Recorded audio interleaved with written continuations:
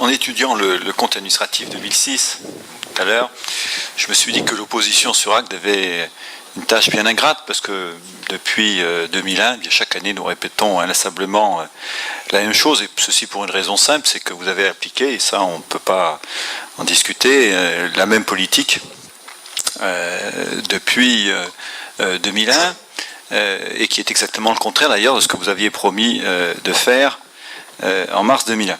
Ceci dit, c'est le devoir d'un élu de dire les choses, donc je vais me répéter quand même, n'ayez pas de faux espoirs, même si je sais que pour vous ça ne servira pas à grand chose, et que je m'adresse surtout aux Agatois, dans l'ambiance politique actuelle, qui vous appelle à confondre apparemment, vu ce que je vois comme article, les votes pour une majorité pour le nouveau président avec un plébiscite personnel. Je pense que vous écouterez encore moins ce que peut vous dire votre pauvre opposition. Donc vous n'avez pas changé de politique depuis 6 ans, et vous pouvez lever les yeux au ciel. Vous avez augmenté de façon remarquable les charges de fonctionnement, les frais de personnel notamment, on le verra tout à l'heure, en les finançant de la façon, ne m'en voulez pas d'avoir cette expression-là, mais la plus bête possible, c'est-à-dire par des matraquages fiscaux renouvelés, puisque vous avez augmenté fortement les impôts une première fois, et ensuite vous avez maintenu ce taux avec une petite baisse, enfin, de mandat. Tandis que vous avez substitué une nouvelle dette que j'appellerais la dette des torts, on en parlera aussi tout à l'heure, à la dette ancienne, qui s'éteignait naturellement, tant au niveau communal d'ailleurs qu'au niveau intercommunal, parce que les chiffres que vous avez donnés sont des niveaux communaux seulement. Alors tout ceci, bien sûr, on l'a vu tout à l'heure, pendant que vous nous abreuvez, aidé par votre adjoint Tartarin-Couquet, comme je l'appelle depuis quelques années, de déclarations ronflantes et triomphales, censées prouver votre bonne gestion, et qui, à mon avis, ne prouvent simplement que vous êtes le roi des impostures. L'exemple d'ailleurs, les tableaux que vous venez de présenter. Si la salle a regardé attentivement, vous voyez que passer par exemple de 16 à 14 donnait l'impression que la colonne avait été diminuée par 2, moitié. C'est assez remarquable quand même. Quant aux chiffres sur les impôts et la dette, eh bien, il se trouve que, comme vous dites, nous avons regardé jusqu'en 2001, vous faites comprendre à 2001 les augmentations que vous avez décidées, vous, dans le budget 2001, lorsque vous avez pris le pouvoir. Si ce n'est pas une imposture, ça, je me demande ce que c'est que la définition d'une imposture. Alors les chiffres, ils sont là, et j'ai regardé, avant de venir, j'ai comparé avec les chiffres du dernier compte administratif qui avait été approuvé par l'ancienne équipe, avec celui qui est aujourd'hui, qui a le même effet, puisque l'année prochaine, nous ne sommes pas sûrs que vous soyez là. Et c'est donc le dernier compte administratif que vous approuvez. J'ai comparé les chiffres. Alors on avait le total des dépenses de fonctionnement, dont vous expliquez que c'est une évolution remarquable, etc. Et malgré la création de la communauté d'agglomération, qui fait qu'une partie des dépenses sont parties sur cette nouvelle collectivité, eh bien, il y avait, donc à l'époque, compte administratif, il y avait 44 millions d'euros, enfin c'était en francs, 294 millions de francs, qui fait 44 millions d'euros, de dépenses de fonctionnement. Vous avez tous vu tout à l'heure, nous avons 55 millions qui étaient prévus, est arrivé un petit peu moins, de dépenses de fonctionnement en 2006. Vous voyez l'économie, on n'aurait pas à voir. Les dépenses de personnel. D'ailleurs, j'ai apprécié le petit sourire de Sébastien Frey tout à l'heure, lorsque Henri Couquet disait « vous avez vu, nous maîtrisons, etc. » Il y avait un petit sourire, parce que quand on regarde les chiffres, c'est pas ça du tout, mais il faut se souvenir qu'à l'époque, Sébastien Frey avait justifié de l'augmentation des frais de personnel pour quitter la majorité de l'époque. Bien. Donc, il y avait en 2000 22 millions d'euros de frais de personnel, et tout à l'heure, Henri Couquet nous a montré en expliquant que c'était une évolution favorable, mais il y avait 25 millions. Donc il y a beaucoup plus, malgré le transfert sur la communauté d'agglomération, d'une grande partie du personnel. Tant qu'au ratio présenté brillamment, qui est de dire, regardez notre ratio, il est meilleur qu'avant, le ratio entre les dépenses de personnel et les recettes de fonctionnement, alors là ça retombe dans la plaisanterie des garçons de bain, comme on dit, puisque, évidemment, ayant augmenté très fortement les impôts, les recettes de fonctionnement sont bien plus élevées, donc le ratio, il est meilleur. Ça c'est évident. Si vous augmentez encore les impôts de 50%, vous verrez que le ratio va encore baisser, ce sera certain. D'ailleurs, les augmentations d'impôts, c'est frappant.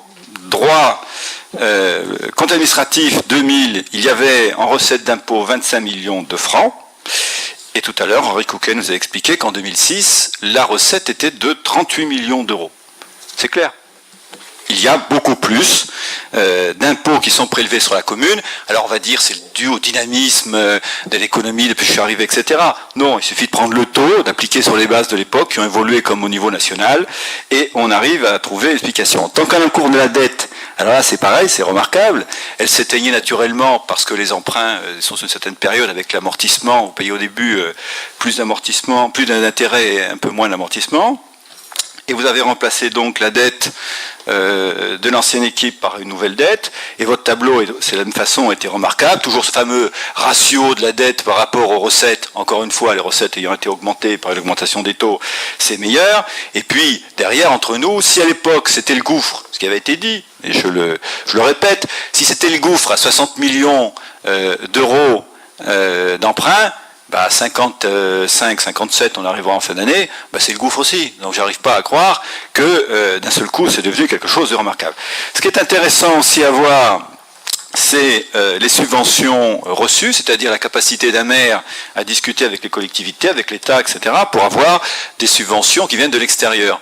Bien à l'époque, en 2000, il y avait presque 14 millions d'euros de dotations qui venaient de l'extérieur, et cette année, pitoyablement, et quelques années plus tard quand même, avec l'augmentation naturelle des coûts, etc., eh bien, sur les équipements, dont on sait que le coût de la construction, par exemple, a beaucoup augmenté, eh bien, nous arrivons péniblement à 12 millions d'euros. Ce qui veut bien dire que vous n'avez pas rempli à ce niveau-là votre rôle de VRP, comme disent en général les élus, et vous n'avez pas réussi à faire venir de l'argent. Alors le plus désolant, c'est qu'avec tout cet argent dépensé, vous n'avez pas fait grand-chose.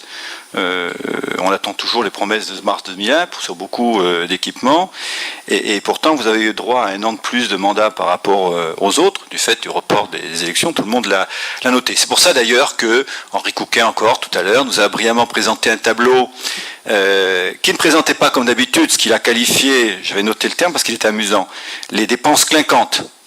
C'est des dépenses clinquantes, ça veut dire quand on fait un véritable équipement, eh bien c'est une dépense clinquante. Là, on a eu droit à une liste pour justifier les dépenses depuis 6 ans. On a eu une liste de dépenses qui sont en fait des dépenses extrêmement communes, qui ont toujours existé. Tout le monde a noté que les voiries, elles existaient avant que la communauté, avec la mairie d'Étang arrive ici. Il y avait des voies, elles étaient réalisées. Donc évidemment, chaque année, les mairies, que ce soit la mairie Laura Beaulieu, que la mairie Pas-Sérieux, mettez de l'argent pour faire le pluvial, pour faire les voies, pour faire tout ce que vous voulez. Et bien là, c'est présenté comme les dépenses essentielles, pas les clinquantes, de la part de notre ami Henri Couquet. Alors c'est tellement frappant d'ailleurs cette évolution financière négative que, sans trahir de secret, et de toute façon, je vous dis encore une fois, dans l'ambiance où vous êtes, je pense que ça va changer grand chose, mais je peux vous dire que je communiquerai fortement sur cette situation financière par rapport à ce que vous avez réalisé dans les mois à venir, pour les prochaines élections, pas les législatives, puisque les gens votent par rapport à, encore une fois, à une volonté d'avoir donné une majorité, et pas par rapport à un candidat, et tout appel à voter pour un autre candidat que vous, ce que je fais d'ailleurs, pour un autre candidat, pour d'autres candidats de droite, là on le sait que peu d'impact, tant l'enjeu est national et non pas local. Et donc l'année prochaine, je peux vous dire que nous communiquerons fortement sur cet impact et sur cette imposture, encore une fois. Et j'espère que l'année prochaine, donc les Acatois pourront dire qu'il faut arrêter de les tondre en leur expliquant qu'en fait on leur fait une bouteille, comme vous le faites depuis 2001, et qu'on en finira donc avec ce mandat de dépenses grand train et de réalisation petit bras. Je vous remercie. Monsieur Frey voulait apporter un petit élément de réponse. Après, je vous passe la parole, monsieur. Oui, c'est très tentant. Monsieur Ignatov, je voudrais revenir sur 3 points uniquement, mais qui méritent une réponse. La continuité depuis 2001, oui.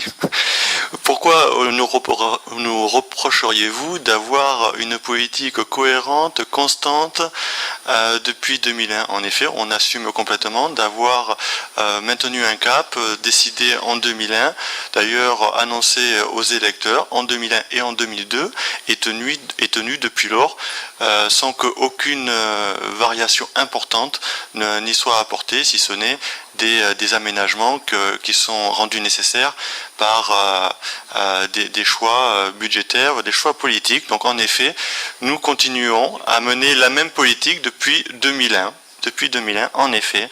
Monsieur Ignatov, Je vous le confirme. Concernant le fonctionnement, vous nous dites 44 millions d'euros en 2001, 55 millions en 2006.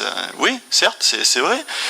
C'est une vérité qui est bonne à dire, puisque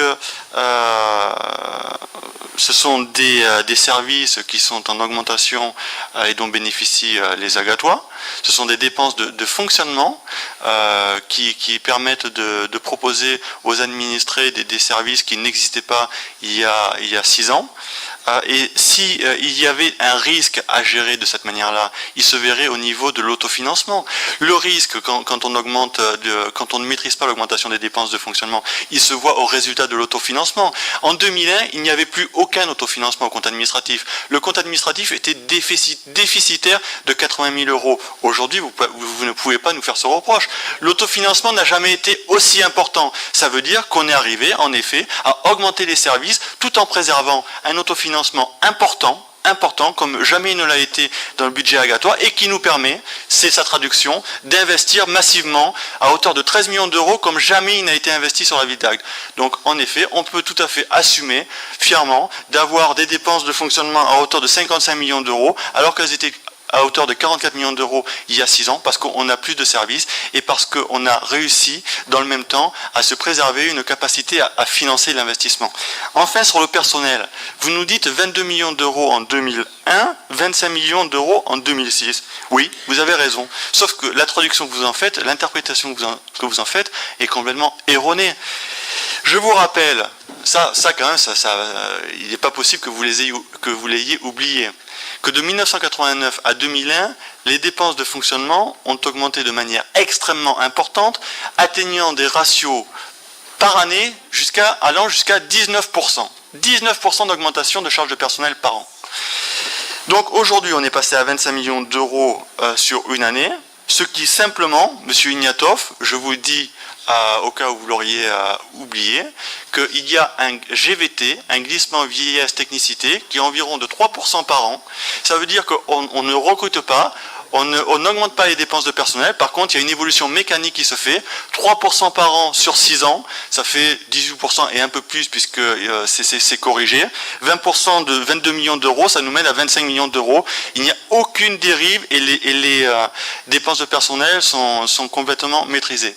Maintenant, par rapport à la mine que je peux avoir en conseil municipal, Monsieur Ignatov, rassurez-vous, moi je suis très heureux d'entendre mon collègue Henri Couquet présenter des résultats financiers qui sont bons et on s'en réjouit en même temps. Voilà.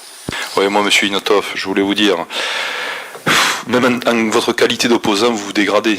Finalement, vous n'avez jamais connu que cela. Et vous êtes devenu une espèce d'opposant intersidéral.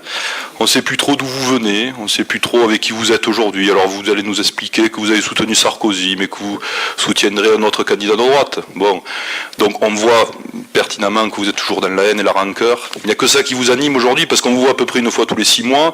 Votre discours est à peu près toujours le même. Vous êtes toujours dans vos sobriquets habituels. Bon, voilà quoi. J'espère pour vous qu'un jour vous changerez. Je le souhaite.